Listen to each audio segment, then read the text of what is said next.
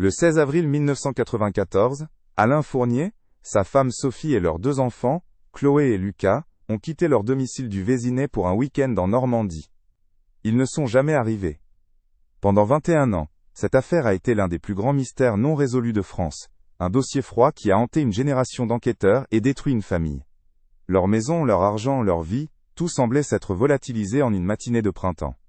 Jusqu'en 2015, lorsqu'une découverte macabre et totalement inattendue a tout changé. La pièce manquante du puzzle se trouvait là, depuis le début, à quelques mètres seulement de chez eux, cachée à la vue de tous. Comment est-il possible que la vérité soit restée enfouie si près, pendant si longtemps, dans le silence assourdissant d'un quartier si tranquille?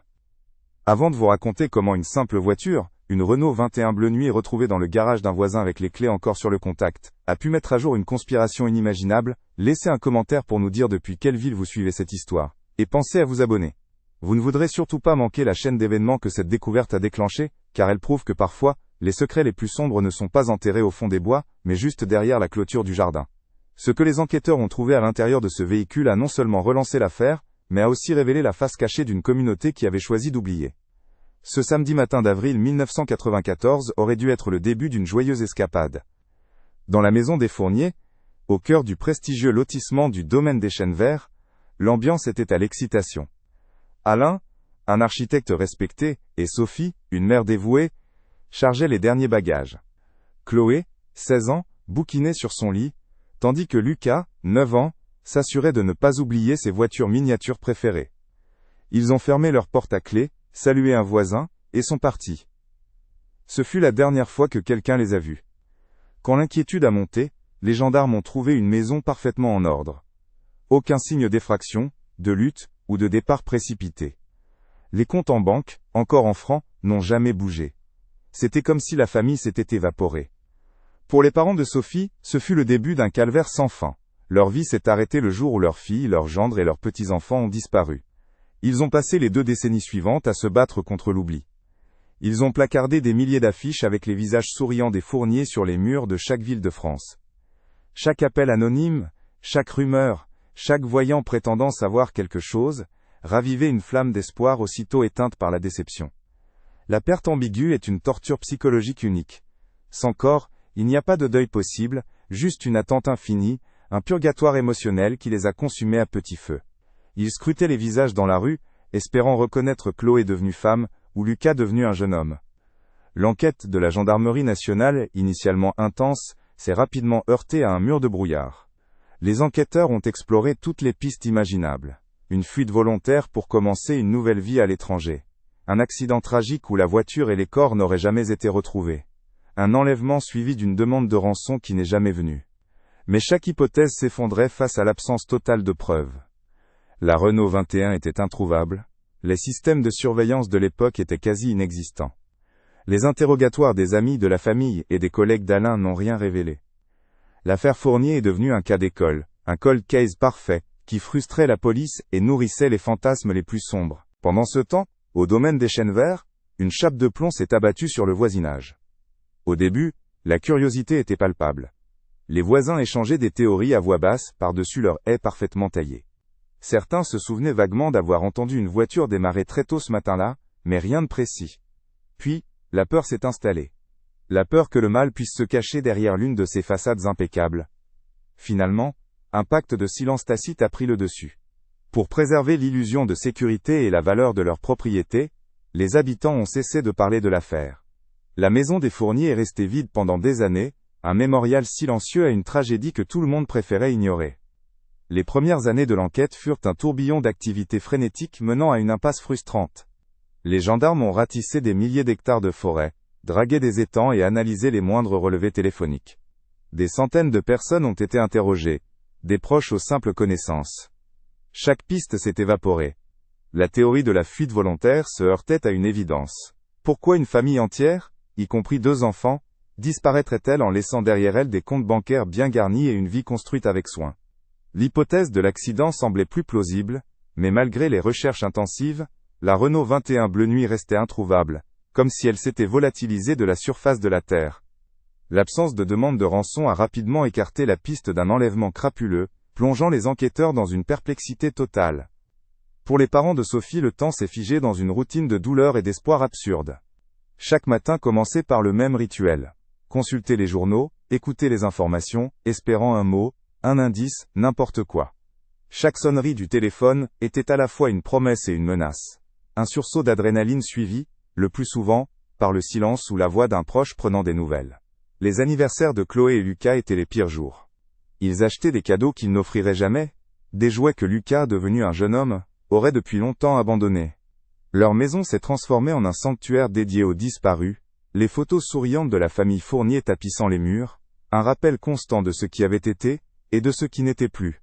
C'était une torture psychologique lente, une agonie qui ne connaissait ni fin ni résolution. Au fil des ans, l'affaire Fournier est passée du statut d'enquête prioritaire à celui de cold case. Les enquêteurs principaux ont été mutés ou sont partis à la retraite, emportant avec eux la ferveur des débuts. Le dossier, un classeur épais et lourd de rapports, de témoignages et de pistes avortées, a été relégué sur une étagère dans une salle d'archives poussiéreuse. Pour la gendarmerie nationale, c'était devenu une blessure d'orgueil, un échec cuisant symbolisant les limites de leur travail. Pour les médias, l'histoire a perdu de son attrait, remplacée par de nouvelles tragédies plus fraîches.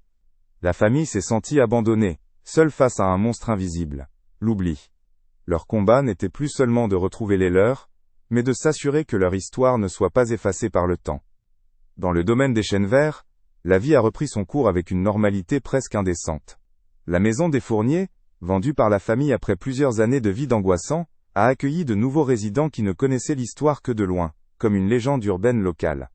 Les voisins qui se souvenaient encore de ce samedi d'avril 1994, avaient appris à se taire. Parler des Fournier, c'était raviver une peur, une angoisse, et admettre que leur enclave si parfaite avait une faille béante. Le silence est devenu une forme de protection collective, un accord tacite pour préserver l'illusion de sécurité. Les nouvelles haies ont poussé, les façades ont été repeintes, et la mémoire de la famille disparue a été soigneusement enfouie sous des couches de faux-semblants et de quotidienneté. En 2002, 8 ans après la disparition, une lueur d'espoir cruel a brièvement percé les ténèbres. Un touriste français a cru reconnaître Chloé, alors âgée de 24 ans, sur une photo prise dans un bar à tapas à Séville, en Espagne. La ressemblance était troublante. Alertés, les parents de Sophie ont tout quitté, utilisant leurs dernières économies pour se rendre sur place. Pendant 2 semaines, ils ont arpenté les rues de la ville andalouse, montrant la photo floue aux passants, aux commerçants, aux policiers locaux. Leur quête désespérée s'est terminée dans un petit appartement, où ils ont retrouvé la jeune femme de la photo. Ce n'était pas Chloé. Le retour en France a été dévastateur, un rappel brutal, que chaque espoir pouvait se transformer en un nouveau supplice, une nouvelle cicatrice sur une blessure déjà à vif. Le poids de ces années de recherche a eu un coup terrible sur la santé physique et mentale des grands-parents. Le père de Sophie, un homme autrefois robuste, a développé de graves problèmes cardiaques, son corps trahissant le stress incessant. Sa femme, elle, s'est enfermée dans une dépression silencieuse, ne trouvant de réconfort que dans l'entretien méticuleux du souvenir de sa fille et de ses petits-enfants. Leur couple, autrefois soudé, a été mis à rude épreuve par un deuil impossible à partager complètement, car chacun le vivait à sa manière. Ils étaient devenus les gardiens d'un tombeau vide, des sentinelles vieillissantes, condamnées à monter la garde devant une porte qui ne s'ouvrirait jamais. Leur vie sociale s'est éteinte. Comment parler de banalité quand votre monde entier s'est effondré ? Les années 90 ont cédé la place au nouveau millénaire. La France est passée du franc à l'euro. Une nouvelle génération est née, connectée à Internet, un outil qui n'existait pas pour le grand public en 1994. Le monde avait changé de manière irréversible. Pourtant, pour la famille et les quelques enquêteurs qui n'avaient jamais vraiment abandonné, le temps était suspendu à ce matin d'avril.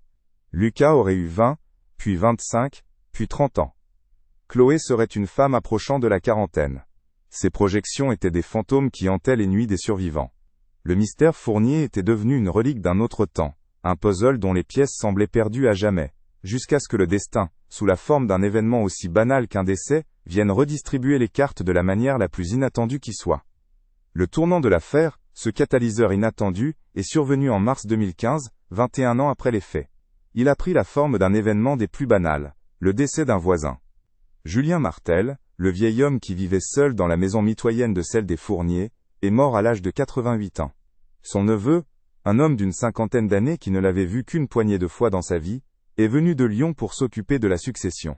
Sa mission était simple et dénuée de tout sentiment. Vider la maison, la mettre en vente, et clore ce chapitre familial sans importance pour lui. Il ne se doutait pas qu'en accomplissant cette tâche administrative, il allait rouvrir l'une des plus grandes blessures judiciaires de l'histoire française récente. Pendant plusieurs jours, le neveu a trié des décennies de vie accumulées, des meubles démodés et des souvenirs qui n'étaient pas les siens. Au fond du jardin, envahi par les mauvaises herbes, se trouvait un vieux garage en briques, dont la porte métallique était bloquée par la rouille et le temps. Curieux, et supposant y trouver de vieux outils ou du matériel de jardinage, il a décidé de forcer l'entrée. Après plusieurs tentatives infructueuses, il a dû utiliser un pied de biche. Le bruit strident du métal qui cède a déchiré le silence du quartier chic, un son prophétique annonçant la fin d'un secret trop longtemps gardé. La porte s'est finalement ouverte dans un grincement sinistre, révélant une obscurité chargée de poussière. En pénétrant dans le garage, une odeur de renfermé et de temps figé l'a saisie. La lumière du jour peinait à percer, mais elle suffisait à distinguer une forme imposante recouverte d'une épaisse bâche grise, elle-même couverte d'une couche de poussière et de toile d'araignée. Intrigué, le neveu a tiré sur la bâche. Un nuage de particules a dansé dans l'air. Et puis, la couleur est apparue, intacte, presque provocante dans cet environnement décrépit. Un bleu nuit. C'était une voiture, une berline familiale des années 90. Une Renault 21. La Renault 21 bleu nuit de la famille Fournier, celle que toute la France avait cherchée pendant plus de 2 décennies, était là, à moins de 50 mètres de leur propre maison. Le choc a été total, paralysant. Le neveu, qui n'était qu'un jeune homme à l'époque des faits, a immédiatement reconnu le modèle et la couleur mentionnés dans les innombrables reportages télévisés de son adolescence. Le souffle coupé, il a contourné le véhicule et a ouvert la portière conducteur, qui n'était même pas verrouillée. La scène à l'intérieur était surréaliste, une capsule temporelle macabre. Les clés étaient encore sur le contact, comme si Alain Fournier venait de se garer et allait revenir d'une minute à l'autre. Sur la banquette arrière, un paquet de chips à moitié vide gisait à côté d'un livre de poche de Chloé. Et par terre, côté passager, une petite voiture miniature rouge, oubliée par Lucas dans la précipitation d'un départ, qui n'a jamais eu lieu. L'appel à la gendarmerie a été passé dans un état de confusion totale. En moins d'une heure, le domaine des chênes verts a été de nouveau envahi par les forces de l'ordre, les rubans de sécurité jaunes, créant une scène de crime là où il n'y avait eu qu'un silence pesant. Pour les enquêteurs, jeunes et anciens, la découverte était sismique. Elle pulvérisait d'un coup toutes les théories privilégiées pendant 20 ans. Il ne s'agissait ni d'une fuite à l'étranger, ni d'un accident. La famille avait été interceptée, et leur voiture dissimulée avec une audace et une proximité qui défiaient l'entendement. La vérité n'était pas à des milliers de kilomètres, mais juste derrière la haie, dans le garage d'un voisin que personne n'avait jamais soupçonné. L'enquête, autrefois un dossier froid, est redevenue une affaire brûlante, et son épicentre était désormais la vie et le passé de Julien Martel. Qui était cet homme? Les nouveaux interrogatoires des voisins n'ont fait que renforcer l'image d'un fantôme social. Un homme solitaire, veuf depuis longtemps sans enfant qui sortait peu et ne parlait à personne. Il était le gardien parfait, un homme si invisible qu'il pouvait cacher une voiture recherchée par tout le pays dans son propre jardin, sans que personne ne s'en aperçoive. La perquisition de sa maison a été menée avec une minutie extrême. Les gendarmes ne cherchaient plus des indices sur la famille Fournier, mais sur l'homme qui avait été leur voisin, leur geôlier, ou peut-être pire. La Renault 21 a été transportée sous scellé au laboratoire de la police scientifique. C'était désormais la pièce à conviction numéro 1. Les technologies d'analyse ADN et de recherche de microtraces, inexistantes en 1994, allaient enfin faire parler le silence de la tôle et du tissu.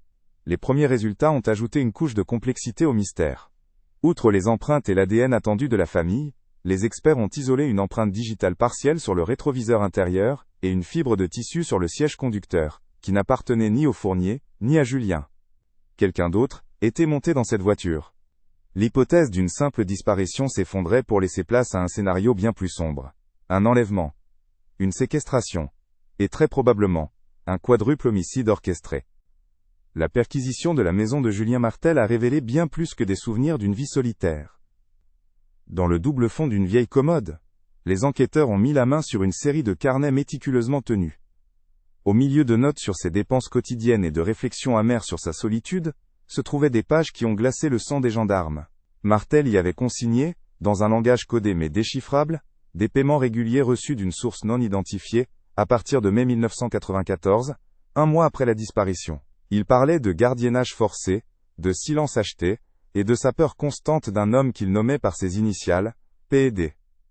Ces carnets n'étaient pas un journal intime, mais un livre de comptes de sa propre complicité, une assurance vie macabre, qu'il n'a jamais osé utiliser. Grâce à ses initiales et au relevé bancaire de Martel, les enquêteurs ont rapidement identifié PTBD comme étant Philippe Dubois, un promoteur immobilier influent de la Côte d'Azur, pour qui Alain Fournier avait travaillé sur un projet d'envergure quelques mois avant sa disparition. Le projet, un complexe de luxe, avait été entaché de rumeurs de corruption et de malversation, mais aucune enquête n'avait jamais abouti. Dubois, aujourd'hui un notable respecté, un philanthrope dont le nom s'affichait sur des fondations caritatives, devenait soudain le suspect principal. La fibre de tissu retrouvée dans la Renault 21 a été comparée à des échantillons de vêtements saisis lors d'une perquisition discrète à son bureau. Le résultat a été formel. Elle provenait d'un costume sur mesure que Dubois possédait. La preuve matérielle le plaçait désormais au cœur du mystère. L'empreinte digitale partielle trouvée sur le rétroviseur a été le troisième clou dans le cercueil de cette conspiration. Après des semaines d'analyse et de comparaison dans les fichiers nationaux et internationaux, elle a finalement trouvé une correspondance. Elle appartenait à un certain Léo Martin, un ancien homme de main du milieu marseillais, connu pour des faits de violence et d'intimidation dans les années 80 et 90, avant de disparaître des radars. Localisé dans un petit village du Luberon où il vivait sous un faux nom, Martin, désormais un sexagénaire usé par la vie, a été interpellé. Confronté aux preuves, et peut-être soulagé de pouvoir enfin vider son sac après 2 décennies de silence, il a fini par craquer. Son témoignage a été la clé qui a ouvert la porte de l'horreur. Léo Martin a raconté cette matinée du 16 avril 1994. Il a admis avoir été engagé par Philippe Dubois, non pas pour tuer, mais pour faire peur à Alain Fournier. L'architecte avait découvert l'ampleur d'une fraude massive sur les terrains du projet, et menaçait de tout révéler aux autorités. Le plan était de l'intercepter, de le conduire sur un chantier isolé, pour l'intimider, et le forcer à remettre les documents compromettants qu'il avait en sa possession. Mais quelque chose a terriblement mal tourné. La présence de Sophie et des enfants n'était pas prévue. Pris de panique face à ces témoins inattendus, et sous la pression de Dubois qui était présent sur les lieux, la mission d'intimidation a basculé dans une violence inouïe. La famille entière est devenue un problème à éliminer. La cascade de révélations a été dévastatrice. Martin a expliqué comment, après le drame, Dubois a orchestré la suite avec un sang-froid glaçant.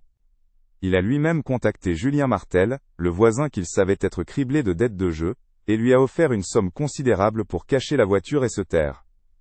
Le choix de Martel n'était pas un hasard. Sa solitude et son invisibilité sociale en faisaient le complice idéal. Pendant que la France cherchait la Renault 21 sur toutes les routes et dans tous les fossés, elle était simplement garée, sous une bâche, à quelques pas de la maison des victimes. Le plan de Dubois était diabolique dans sa simplicité, créer le scénario parfait de la disparition volontaire, un mystère si parfait, qu'il finirait par lasser les enquêteurs et l'opinion publique. L'enquête a alors pris une nouvelle dimension, se transformant en une vaste investigation financière. Les carnets de Martel et les aveux de Martin ont permis aux analystes de remonter le fil de la fraude immobilière. Ils ont découvert un réseau complexe de sociétés écrans, de prête-noms et de comptes en Suisse, impliquant non seulement Philippe Dubois, mais aussi plusieurs personnalités locales, dont un politicien et un banquier. Alain Fournier n'avait pas seulement découvert une escroquerie, il était tombé sur une véritable organisation criminelle en col blanc. Sa probité et son refus de se laisser corrompre avaient signé son arrêt de mort, ainsi que celui de toute sa famille, sacrifié sur l'autel de la cupidité et de la peur d'être démasqué. Armés de ces preuves accablantes, les carnets du voisin, la fibre du costume, l'empreinte de l'homme de main et les aveux complets de ce dernier, les gendarmes ont organisé l'arrestation de Philippe Dubois. L'opération a été menée à l'aube, dans sa luxueuse villa sur les hauteurs de Nice. L'image du notable, tirée de son lit en pyjama de soie par des hommes en armes, a fait la une de tous les journaux. Pour le public, le choc a été immense. L'homme qui incarnait la réussite et la respectabilité, était en réalité, le cerveau d'un quadruple meurtre, un monstre, qui avait vécu 21 ans, dans l'impunité la plus totale. Mais une question cruciale restait en suspens, la plus douloureuse de toutes pour les grands-parents qui avaient attendu si longtemps, où étaient les corps? Confronté aux accusations de Léo Martin et au carnet de Julien Martel, Philippe Dubois a d'abord réagi avec l'arrogance de l'homme qui se croit intouchable. Dans la salle d'interrogatoire, entouré de ses avocats, il a nié en bloc, esquissant un sourire méprisant. Il a dépeint Martin comme un criminel désespéré, cherchant à négocier une peine plus légère, et Martel comme un vieil homme sénile et aigri. Pour lui il n'y avait pas de corps, donc pas de crime. C'était sa parole, celle d'un capitaine d'industrie respecté, contre celle d'un homme de main et d'un mort. Pendant des jours il s'est muré dans ce déni glacial, convaincu que sans la preuve ultime, l'accusation s'effondrerait. Les enquêteurs se trouvaient face à un mur. Ils avaient le mobile, les complices, mais il leur manquait la pièce maîtresse, celle qui transformerait une conspiration en une affaire de meurtre. Face à l'impasse, la stratégie des gendarmes a changé. Ils ont reporté toute leur attention sur Léo Martin. L'homme de main était la seule clé vivante pour retrouver les corps. Dans sa cellule, les enquêteurs lui ont présenté non pas des menaces, mais un choix moral. Ils lui ont montré des photos de Chloé et Lucas, souriants, prises quelques semaines avant leur disparition. Ils lui ont parlé des grands-parents, de leurs 21 années de supplice, de leur besoin de faire leur deuil. Ils ne lui ont pas seulement offert un accord judiciaire, mais une chance de rédemption, aussi infime soit-elle. L'impact a été profond. Martin, cet homme qui avait vécu avec ses fantômes pendant 2 décennies, s'est effondré. Les larmes d'un homme brisé ont finalement percé la carapace du tueur. Il a accepté de tout dire, non plus pour sauver sa peau, mais pour libérer sa conscience. La confession de Martin a été un récit détaillé et glaçant, qui a dépassé les pires craintes des enquêteurs. Il a sorti de sa mémoire une carte mentale du lieu où tout s'était terminé. Ce n'était ni une forêt, ni un lac isolé, mais un endroit d'une cruauté symbolique absolue. Les corps de la famille Fournier, a-t-il avoué, avaient été enterrés sous les fondations même du Domaine Azur, le premier projet immobilier de luxe de Philippe Dubois sur la Côte d'Azur, celui-là même qui était au cœur de la fraude. Dubois n'avait pas seulement fait disparaître ses victimes, il avait bâti son empire et sa fortune littéralement sur leur tombe. Martin a dessiné un plan précis du chantier de 1994, indiquant un emplacement spécifique près des systèmes de drainage d'un des bâtiments principaux. La vérité était enfouie sous le luxe et la réussite. La scène s'est alors déplacée vers la Côte d'Azur. Un périmètre de sécurité a été établi autour d'une partie des jardins luxuriants du Domaine Azur, sous le regard incrédule des riches résidents qui observaient depuis leur balcon. Les pelleteuses ont commencé à creuser, brisant l'image parfaite de la résidence. L'opération était d'une tension extrême, chaque coup de pelle étant scruté par les médias du monde entier. Les parents de Sophie étaient là, assis sur des chaises à l'écart, leur présence silencieuse ajoutant un poids insupportable à l'attente. Pendant 3 jours, les machines ont creusé, suivant les indications de Martin. L'air était lourd, non seulement de poussière, mais aussi de l'espoir terrible de trouver enfin ce que l'on cherchait depuis si longtemps. C'était la dernière étape d'un pèlerinage de 21 ans. Au 4e jour, un bruit sourd et inhabituel a retenti. La pelle mécanique avait heurté une dalle de béton qui ne figurait sur aucun plan de construction officiel. C'était une anomalie, une cicatrice dans le sol. Les experts ont pris le relais, utilisant des marteaux-piqueurs pour briser cette couche de ciment. En dessous, la terre était plus meuble. Et puis la découverte. D'abord, un morceau de tissu, un fragment de la robe, que portait Sophie ce jour-là. Puis, délicatement mis au jour par les archéologues judiciaires, les restes squelettiques de 4 personnes. Un adulte, puis un autre, et enfin, les 2 plus petits. Ils étaient là, ensemble, comme ils l'avaient toujours été. Les analyses ADN n'étaient plus qu'une formalité. Dans un silence de mort, brisé seulement par les sanglots étouffés des grands-parents, le mystère de la famille Fournier prenait fin. La nouvelle de la découverte a fait l'effet d'une bombe dans la salle d'interrogatoire. Lorsque les enquêteurs ont placé les premières photos de l'excavation devant Philippe Dubois, son masque de froide assurance s'est fissuré. Son visage s'est décomposé. Il a vu les os, la terre, les uniformes. Il a compris que le jeu était terminé, que son secret, si bien gardé, était désormais exposé à la lumière crue. Son empire, bâti sur ce mensonge, s'effondrait en direct à la télévision. Il n'y a pas eu de confession spectaculaire, ou de crise de remords. Sa reddition a été aussi froide et calculée, que le crime lui-même. Il a commencé à parler, non pas pour avouer sa culpabilité, mais pour tenter de sauver ce qui pouvait l'être, accusant Martin d'avoir perdu le contrôle, se présentant comme un homme dépassé par les événements. Mais personne n'était dupe. Grâce aux aveux croisés, la journée du 16 avril 1994 a été reconstituée minute par minute. Dubois et Martin ont intercepté la famille à la sortie du lotissement. Le plan était de conduire Alain seul sur le chantier pour le faire plier. Mais Sophie et les enfants étaient là. Sur le terrain isolé, face au refus catégorique d'Alain de céder au chantage, Dubois a pris la décision. Sa phrase, rapportée par Martin, a glacé le sang des enquêteurs. Il n'y a pas de témoin. C'est un coup d'entreprise. Il n'y avait pas de passion, pas de colère. Juste une analyse de risque. La famille entière a été assassinée froidement, puis enterrée avant que la première coulée de béton ne vienne sceller leur tombe, et le secret du promoteur. Le crime n'était pas seulement un meurtre, c'était une transaction commerciale, la plus macabre qui soit. Le procès de Philippe Dubois et de Léo Martin s'est ouvert à l'automne 2016, devenant l'un des événements judiciaires les plus suivis de la décennie. Face à une salle d'audience comble, et à une meute de journalistes, les deux hommes ont offert un contraste saisissant. Dubois, impeccable dans son costume sombre, a maintenu son masque d'arrogance, niant toute implication directe et dépeignant Martin comme un exécutant qui aurait agi seul, sous le coup de la panique. De l'autre côté du box, Léo Martin, vieilli et courbé, a assumé son rôle avec une résignation lourde. Il a raconté les faits d'une voix monocorde, sans omettre le moindre détail sordide, son témoignage agissant comme un marteau pilon contre la défense de Dubois. Dans la salle, les parents de Sophie écoutaient, impassibles, leur visage un parchemin de douleur, revivant chaque minute du calvaire de leur famille, mais déterminés à entendre la vérité, toute la vérité, jusqu'au bout. Après des semaines de débats houleux et de témoignages poignants, le verdict est tombé. La Cour a condamné Philippe Dubois et Léo Martin à la réclusion criminelle à perpétuité, assortie d'une période de sûreté de 22 ans. À l'énoncé de la sentence, le visage de Dubois jusque-là impénétrable, s'est finalement effondré, trahissant un éclair de stupeur, la réalisation que son statut et son argent ne pouvaient plus le sauver.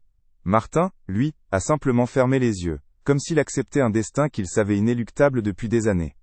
Pour les grands-parents, il n'y a pas eu de cri de joie, ni même de larmes. Juste un profond soupir collectif, l'exhalation d'un poids porté pendant 21 ans. La justice n'effaçait rien, mais elle mettait un point final à leur quête. La bataille était terminée. La vérité avait un nom, un visage, et désormais, une peine. Quelques semaines plus tard, une cérémonie funéraire a finalement eu lieu pour la famille Fournier. L'événement fut d'une intimité déchirante, loin des caméras et de l'agitation médiatique. Dans le petit cimetière de leur village normand, sous un ciel gris d'automne, les 4 cercueils ont été mis en terre, côte à côte. Pour les parents de Sophie, ce moment n'était pas la paix, mais le début d'un nouveau type de deuil, celui de la finalité. L'incertitude qui les avait rongés pendant 2 décennies, avait fait place à une vérité si monstrueuse, qu'elle était presque impossible à assimiler. Le soulagement de savoir était inextricablement lié à l'horreur de ce qu'ils savaient. Leur mission de vie, cette quête qui avait structuré chaque seconde de leur existence, était achevée. Devant eux s'étendait désormais le silence et le vide, un avenir à reconstruire sur les ruines de leur passé. Au domaine des chênes verts, la résolution de l'affaire a eu l'effet d'une onde de choc. La communauté, qui avait si soigneusement cultivé l'oubli, a été brutalement forcée de se regarder dans le miroir. La honte a remplacé le silence. Les conversations à voix basse n'étaient plus des spéculations, mais des confessions de culpabilité collective. Comment avait-il pu ne rien voir, ne rien entendre? La maison de Julien Martel est devenue un lieu de pèlerinage macabre, un rappel constant que le mal n'avait pas été un intrus, mais un voisin. Les pelouses parfaitement entretenues et les façades immaculées semblaient désormais obscènes, un décor de théâtre cachant une vérité pourrie. L'illusion de sécurité et d'harmonie s'est brisée en 1000 morceaux, laissant place à une méfiance durable. Le nom Fournier n'était plus une légende urbaine, mais la cicatrice indélébile de leur propre aveuglement. L'affaire Fournier a eu des répercussions bien au-delà du verdict criminel. La condamnation de Philippe Dubois a ouvert une boîte de Pandore, déclenchant une enquête financière de grande envergure, sur le réseau de corruption qu'il avait mis en place.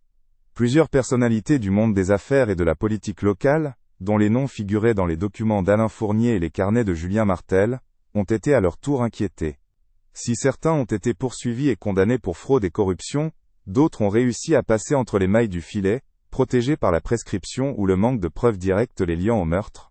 Cette saga judiciaire a mis en lumière une réalité glaçante. Pour ces hommes, la famille Fournier n'avait été qu'un dommage collatéral, un coup d'entreprise dans leur quête avide de pouvoir et d'argent, ajoutant une couche de tragédie systémique à un drame déjà insoutenable. Quelques années après le procès, les parents de Sophie se sont éteints à quelques mois d'intervalle, usés par des décennies de chagrin. Ils ont été inhumés dans le même caveau que leurs filles, leurs gendres et leurs petits-enfants, trouvant enfin le repos à leur côté. Leur histoire cependant leur a survécu. Elle est devenue un symbole national de la persévérance face à l'injustice et un cas d'école pour les enquêteurs sur les cold cases. Le domaine Azur, autrefois fleuron de la Côte d'Azur, est resté à jamais entaché par son origine macabre. La mémoire des Fournier a laissé une marque indélébile, un rappel que la vérité, même enfouie sous des tonnes de béton et des années de silence, possède une force tenace. Parfois il suffit d'un événement aussi banal que la mort d'un vieil homme solitaire, pour qu'elle remonte à la surface et réclame son dû. Si vous pensez qu'aucune victime ne doit être oubliée, et que la quête de la vérité est fondamentale, s'il vous plaît, partagez cette vidéo. N'oubliez pas de vous abonner pour d'autres enquêtes approfondies sur des affaires qui méritent d'être racontées. Merci de nous avoir écoutés. Aujourd'hui, le nom Fournier n'est plus synonyme d'un mystère non résolu, mais d'un sacrifice tragique au nom de l'intégrité. Alain Fournier n'était pas seulement un père ou un architecte. Il était un homme qui a refusé de se compromettre, et qui a payé le prix ultime pour sa droiture. L'histoire de sa famille est devenue un récit national, un rappel brutal que la corruption en col blanc n'est pas une abstraction financière, mais qu'elle peut avoir des conséquences humaines d'une violence inouïe. Leur mémoire est honorée non pas comme celle de simples victimes, mais comme celle de témoins silencieux d'une vérité qu'ils n'ont jamais pu raconter. Leurs visages, autrefois sur des avis de recherche, sont désormais gravés dans la conscience collective, symbolisant la lutte éternelle entre la cupidité sans limite et la simple décence humaine. C'est un héritage lourd, mais nécessaire. Le domaine des chênes verts ne s'est jamais vraiment remis. La découverte a fait voler en éclats bien plus que le silence. Elle a détruit l'illusion fondamentale sur laquelle reposait toute la communauté, celle de la sécurité et de la transparence. Les voisins ne se regardent plus de la même manière. Chaque haie bien taillée, chaque façade impeccable, semble désormais cacher un secret potentiel. La maison de Julien Martel, bien que revendue et rénovée, reste un stigmate, un lieu que les gens du quartier évitent du regard. La tragédie a enseigné une leçon amère aux habitants. La véritable menace ne vient pas toujours de l'extérieur, d'un étranger menaçant, mais peut germer dans le terreau de la lâcheté, de la cupidité, et du silence complice de ceux que l'on croise tous les jours. La paix factice a été remplacée par une méfiance permanente. L'affaire Fournier est aussi une puissante leçon sur la nature même de la vérité. Pendant 21 ans, elle a été enfouie, littéralement, sous des tonnes de béton, et métaphoriquement, sous des couches de silence et d'oubli. Et pourtant, elle a trouvé son chemin vers la lumière, non pas grâce à une enquête brillante ou une technologie de pointe, mais par le plus simple des hasards, la mort naturelle d'un vieil homme. Cela nous rappelle que les secrets les plus sombres, même ceux gardés par des hommes puissants, sont fragiles. Ils dépendent de la loyauté, de la peur, et du temps. Mais le temps, s'il peut effacer les mémoires, peut aussi faire tomber les murs. La vérité n'a pas besoin d'une autoroute pour émerger, parfois, une simple fissure dans le quotidien, comme la porte rouillée d'un garage, suffit à tout faire s'effondrer. Au final, cette histoire est celle d'un coût humain incommensurable. Celui d'une famille anéantie pour de l'argent, mais aussi celui des survivants, les parents de Sophie, dont la vie a été suspendue à une seule question pendant 2 décennies. Leur quête est devenue leur raison d'être, et une fois la vérité révélée, il ne leur restait plus que le vide. Leur décès si peu de temps après le procès n'est pas une coïncidence. C'est le point final d'une vie consumée par le chagrin.